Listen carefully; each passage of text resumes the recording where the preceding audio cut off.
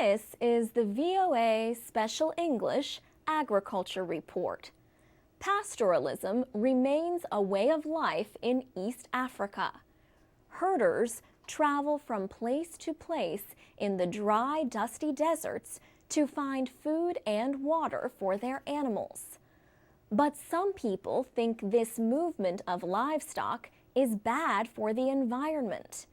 They say pastoralists should settle on farms and grow their own food, especially in times of shortages. Not everyone agrees.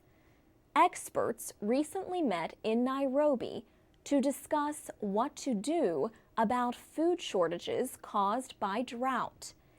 They say pastoralists make the best use of resources.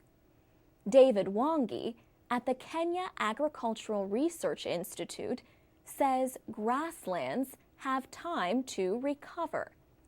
He says pastoralists have to leave an area as soon as the water is exhausted. They move to the next area that has water.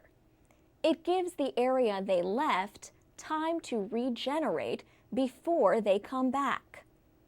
Mr. Wangi says the land used for animals is often not good enough for farming, especially during droughts. He and other experts say pastoralism makes the most sense for dry and semi-dry lands. Jeff Hill directs policy for the Bureau of Food Aid at the United States Agency for International Development. He says arid and semi-arid lands represent about 80% of the Horn of Africa.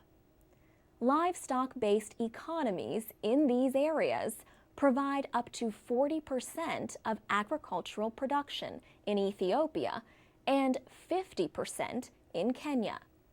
And in Somalia, Mr. Hill says the percentage is even higher. In Somalia, livestock systems fuel the economy. An estimated 90% of the meat eaten in East Africa comes from pastoralist herds.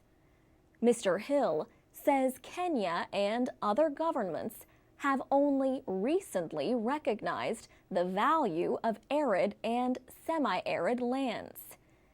These lands have often been excluded from government planning and road building.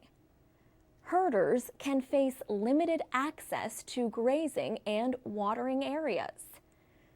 Researcher David Wangi says communities need to be creative with the resources they have. He says a good example is a project in Kenya in which grass is grown in the desert to feed livestock.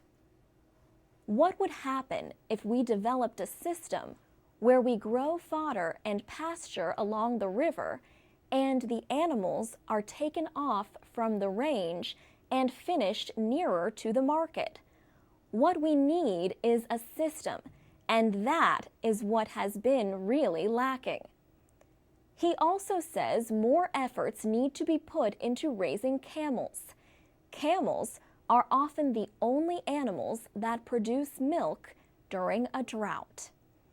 For VOA Special English, I'm Alex Villarreal.